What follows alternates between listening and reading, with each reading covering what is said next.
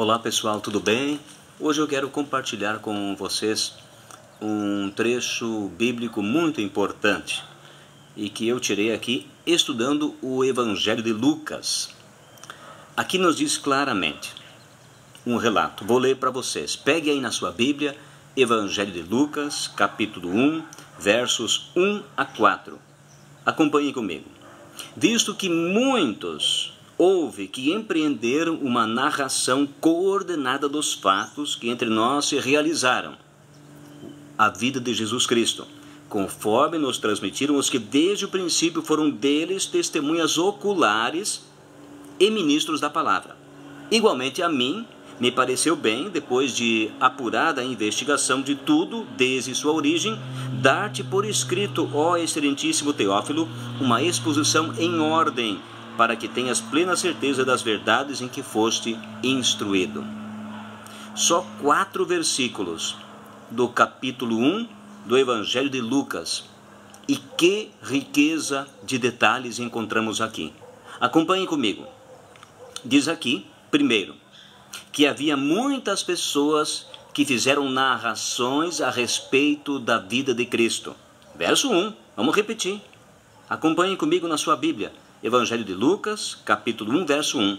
Visto que havia muitas pessoas que empreenderam uma narração coordenada dos fatos que aconteceram em Jerusalém, na Judéia. Percebeu? Lucas, vivendo cerca de 30 anos depois da morte de Cristo, foi escrever o evangelho dele. E investigando Jerusalém, Belém, a Judéia, as circunvizinhanças por onde Cristo andou, Lucas encontrou exatamente esta informação cronológica dos fatos. E ele disse que havia muitos que fizeram a narrativa da história da vida de Jesus. Bom, pense comigo. Se Lucas escreveu o Evangelho e disse que havia muitos que fizeram narrativas semelhantes, ora, onde é que estão essas narrativas hoje? Se nós só temos 4 evangelhos conhecidos para o mundo de hoje: Mateus, Marcos, Lucas, que estamos estudando agora, e João. Muito simples. Várias narrativas da época foram destruídas ou se perderam com o tempo. Mas miraculosamente Deus ainda deixou 4 evangelhos salvos para nós hoje compreendermos a beleza que foi exatamente a presença de Cristo que pisou esse planeta. É um mistério, um Deus encarnar e habitar entre pessoas e ter vivido lá em Jerusalém. Então, portanto, o primeiro verso do capítulo 1 do Evangelho de Lucas nos mostra claramente que naqueles tempos, cerca do ano 60 da era cristã, eram conhecidos vários evangelhos. Somente 4 sobreviveram até hoje.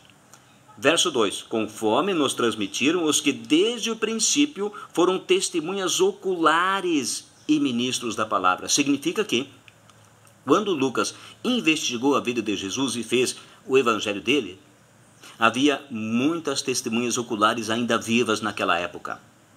E daquelas testemunhas oculares, alguns eram ministros da palavra, isto é, estiveram como discípulos, apóstolos, ou então, imediatamente em seguida, foram se convertendo ao cristianismo, que era a nascente religião daquela época. Perceba tudo o que a Bíblia nos mostra em apenas 2 versos. Terceira verdade, verso 3. Igualmente a mim, escreve Lucas, me pareceu bem, depois de uma acurada investigação de tudo desde sua origem, te dar por escrito, excelentíssimo Teófilo, uma exposição em ordem sobre a vida de Jesus. É por isso que o Evangelho de Lucas tem riqueza de detalhes que não se encontram nos outros evangelhos. Porque Marcos e Mateus não tinham preocupação em dar tanta riqueza de detalhes. Mas Lucas, não. Lucas se preocupou com detalhes. E é importante nós salientarmos, por exemplo, quais os detalhes. Lucas começa falando sobre João Batista. Como nasceu João Batista? Também de um ato de milagre de Deus na vida de Zacarias e Isabel. Em seguida, como o anjo de Deus foi até Maria anunciando que Maria, que era uma moça virgem na época, desposada, isto é, prometida em casamento para José, como Maria engravidaria do Espírito Santo e daria à luz ao menino Jesus. Então, por isso que nós entendemos que o Evangelho de Lucas traz riqueza de detalhes, porque ele, mais ou menos no ano 60, cerca de 30 anos após a morte e ressurreição de Cristo, Lucas visita toda a Judéia, Jerusalém, todas aquelas cidades onde Cristo andou, entrevista as pessoas que participaram do ministério de Cristo, entrevista muitas pessoas que foram curadas por Jesus, e então ele faz o relato no Evangelho. Um outro fato interessante, no verso 3, capítulo 1, verso 3 do Evangelho de Lucas, diz bem claro ali, existe um termo que se usa apenas no mundo jurídico, naquela época. Ó excelentíssimo Teófilo. Por que será? É porque Lucas escreveu esse evangelho tendo um objetivo de provavelmente defender Paulo, que estava sendo acusado, estava preso em Roma e seria levado perante o tribunal de César. Mas César não fazia julgamentos injustos, então havia a acusação de Paulo por um promotor público romano, patrocinado pelo imperador, mas também havia uma condição de defesa.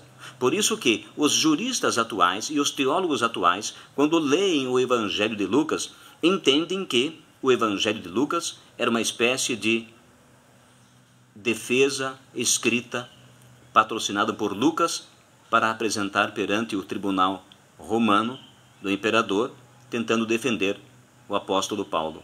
Você percebe a riqueza desses detalhes? Porque aqui ele fala no verso 3, igualmente a mim, me pareceu bem, depois de acurada investigação de tudo desde a sua origem, dar-te por escrito, ó excelentíssimo Teófilo, uma exposição em ordem sobre a vida de Jesus.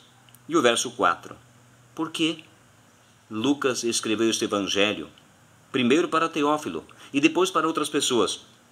Para que tenhas plena certeza das verdades em que você foi instruído. Você percebe que havia pessoas na época que não queriam apenas uma palavra simples para dizer, olha, Jesus é o Salvador. Há pessoas que querem, com profundidade de detalhes, com profundeza de fé, investigar. E foi o que aconteceu naquele momento. Por isso que, durante muitos meses, o evangelista Lucas visitou a Judéia, Samaria, visitou Jerusalém, todas aquelas cidades por onde Jesus passou, e ali, naquelas visitas, Lucas faz um relato apurado, detalhado, uma investigação sobre a verdade de Jesus Cristo. Ele relatou dezenas de pregações de Cristo, testemunhos vivos, milagres, vidas transformadas, para que nós um dia tivéssemos acesso a isso. Eu espero que você passe a ler a Bíblia a partir de hoje de uma outra maneira, de uma maneira mais enfática, de uma maneira mais cuidadosa, atenciosa. Somente em 4 versículos aqui, nós encontramos uma riqueza de detalhes importantíssima para a nossa fé.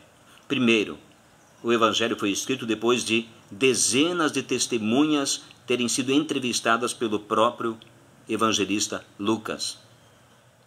Havia pessoas vivas naquela época que tinham testemunhado 30 anos antes dos milagres de Cristo. Havia pessoas vivas naquela época que eram ministros da pregação, eram os primeiros cristãos. Alguns apóstolos ainda estavam vivos no ano 60, mais ou menos, quando foi escrito o Evangelho de Lucas. Que riqueza de detalhes. Queridos, você já pensou que uma pessoa em sã consciência jamais inventaria que Jesus era filho de Deus? Que Jesus morreu na cruz do Calvário, era a pior morte, a mais vergonhosa durante o Império Romano para um cidadão qualquer?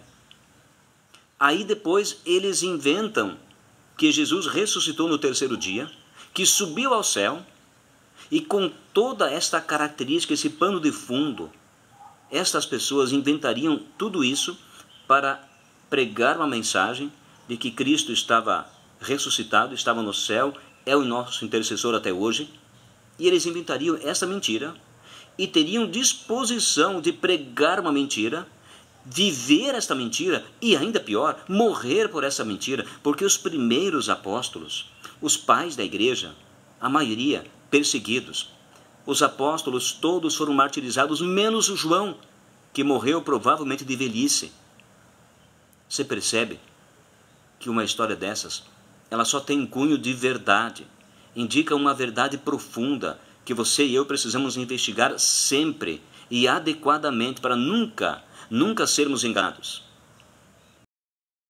Esse deve ser o nosso caminho, a nossa atitude. Reflita sobre